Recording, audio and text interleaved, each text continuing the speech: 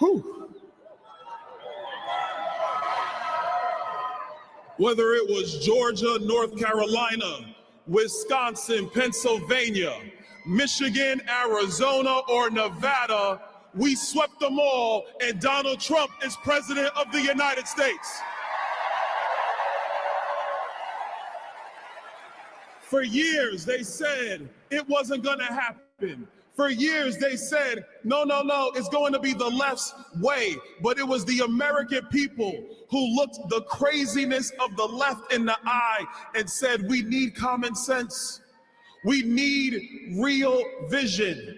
We need a country that is going to be preeminent above all others. And we need the American people to be put first. And all of you in this arena and around this country made sure Donald Trump is the 47th president of the United States.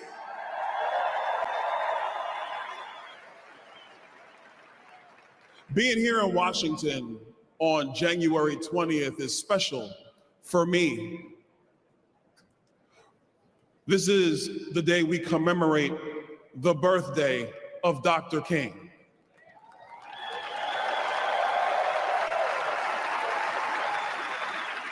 And as I was sitting in the Capitol Rotunda, as I was watching Donald Trump give the best speech ever at a presidential inauguration,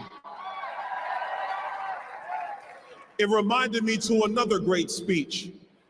And Pastor Sewell in his benediction, I gotta have a talking with him because he was phenomenal.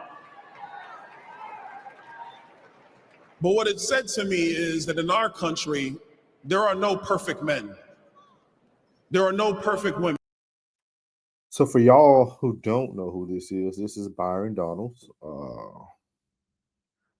I've been following him for a while. I think he's going to be our first black president. Our second black president. A lot of people say he's going to be the true first black president. With that being said, this is a time for, black conservatives, man. I think we're in a climate now where I think you have to express who you are. You have to express your beliefs. And one thing that I have noticed since January the 20th on social media is that the conservatives are still taking the high road and the liberals are taking the low road. Every post is about every executive order that Trump signed, that President Trump signs. Everything's about, the DEI, things of that nature. And I wanted to discuss that. And I'm going to get back to Byron in just a second. But I wanted to discuss the DEI hire stuff and the DEI stuff going away. I was never a component of this even before it came out. When I first heard about it, see, I'm big on words, and I think it's because I read books. I think when you start to read, you start to understand and you start to comprehend words in a certain manner. You just don't take things for face value. You actually go in and you read it. But when it came to DEI, I mentioned to someone even on Facebook is that just because one or two people were appointed that looked like me or looked like you if you're African American, or DEI is diversity, so that could have been a Native American, that could be a Hispanic person. And that's another thing that gets me with DEI. It's always us as African Americans who are upset about it, but it's other minority groups who are actually benefiting too, and they're not voicing their opinions like us. And I just want people to understand that just because someone puts something into play doesn't mean that it benefits everybody. When DEI was put into place, it actually lowered standards for certain positions. And for me, being an African American black man, I don't want a position that was lowered because of my race. And I only can speak for myself. I understand the money might be better at that position. I understand that position might come with a little bit more prestige. With that being said, that position still wasn't truly mine. It was given to me out of charity. I don't want charity. Everything I get, I'm going to earn it. And that's something that I wanted people to hear before I play the rest of this video today, is that all these executive orders that are being signed and things that you might feel like it's affecting you directly, did it benefit you directly? Were you one of the black people who got a job because you were black and not because of that you were qualified? Did that make you feel equal? Did people still treat you equal when you got the position? It's a lot of questions that we have to ask ourselves before we just start getting so emotionally attached and so emotionally invested into something that really never was truly there to benefit us. Um, and a young gentleman on Facebook responded back to my thing is like, "Oh, Norris, didn't you serve the government? Isn't the government who paid you?" Because I said at the end of my post that we shouldn't rely on the government. And as I mentioned to this young man, first of all, yes, I did serve in the military. Um, and I always tell people this: if you knew me and if you know me, uh, I never bled blue. The military was not something I talked or bragged about. If you only reason you would have known if my dad told you or maybe my siblings told someone, but I was never that guy that's going to come to your special events in a uniform.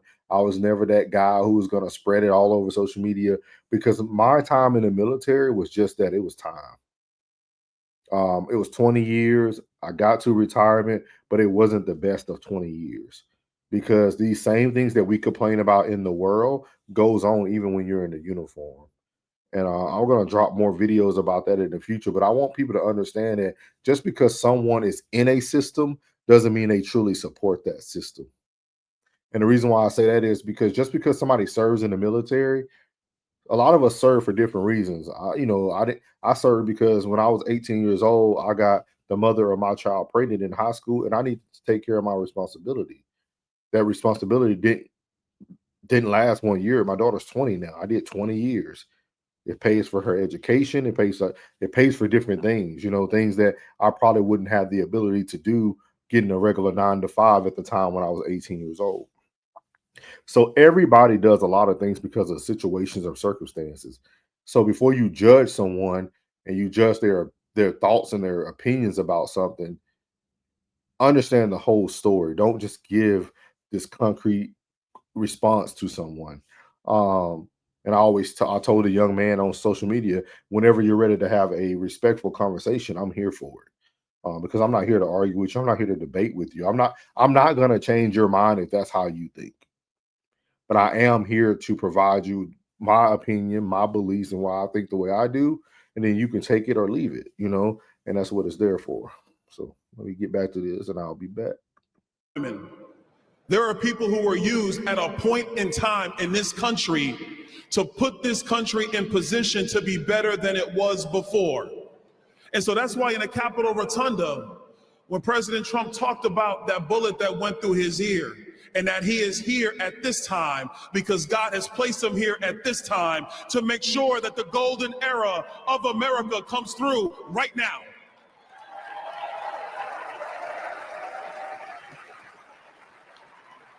So yes, we are going to make sure that we get your prices under control and we have a great economy. Yes, we're going to get out of stupid wars and dumb conflicts, and we're going to have peace through strength. Yes, our soldiers are going to be focused on their core mission, and that is to kill the enemy and to come home. So what was wrong with anything he said? And that's one of the things that I'm looking forward to. I'm looking forward to seeing that I'm not worrying about these executive orders that are being signed. I'm looking for in the next 6 months to a year, did the gas prices go down? Did prices of groceries go down? And a lot of people think that we're not in a housing crisis. We're in a housing price crisis, but not a housing crisis. There's homes, trust me. I'm in a new development. It's a million homes that say for sale. It's not that people don't have homes that are available. People can't afford the homes that are available. And that's the things that we have to start thinking about when we start thinking about our belief systems, our politics, our things of that nature. Just because somebody takes up uh, the minimum wage, that means everything's going to go up. That's what people don't understand. Minimum wage is dictated because of whatever everything is. You know what I mean? And I watched the video of Bernie Sanders, and he was saying that we need more lower income development. No, we don't. Lower income development is not a positive thing. Most of the time, that's the people who you don't want in your neighborhood, or it's also cheap quality apartments that are put up. with no thought into it, just kind of falling apart. And we've seen this, and I'm from Shreveport, Louisiana, and we've seen these apartments that they let go and become decapitated this last year.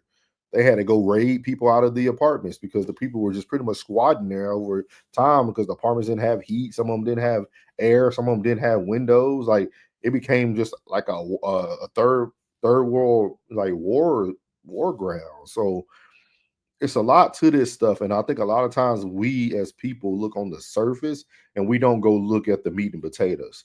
It's easy if you're not sitting down and you're not reading these executive orders, if you're not sitting down understanding what's really going on with the housing market.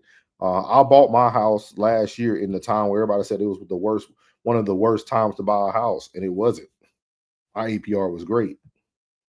And I talked to other people that my brother ended up connecting me to that had great APRs too in the same area. And it's every finances and stuff that's all kind of based on the person.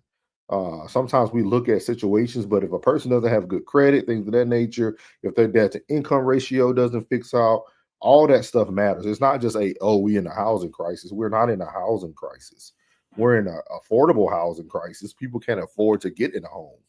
And then even when you get in the home, you got to understand, is that something that you really want to deal with for the next 20 to 30 years? So just something to think about. But like he said, let's see if they keep these promises. Let's see if the prices go down. Let's see if our military gets stronger and better. Because I'm going to tell you, the military I just left in 2024 is not the military that you will want fighting for us. And that's another story for another day. And then thirdly, like he said, let's just have peace and love. So let's see. I'm not gonna play the whole 6 minutes. I'm gonna actually link him down in the description if you want to watch more of the video. But great gentleman, very educated.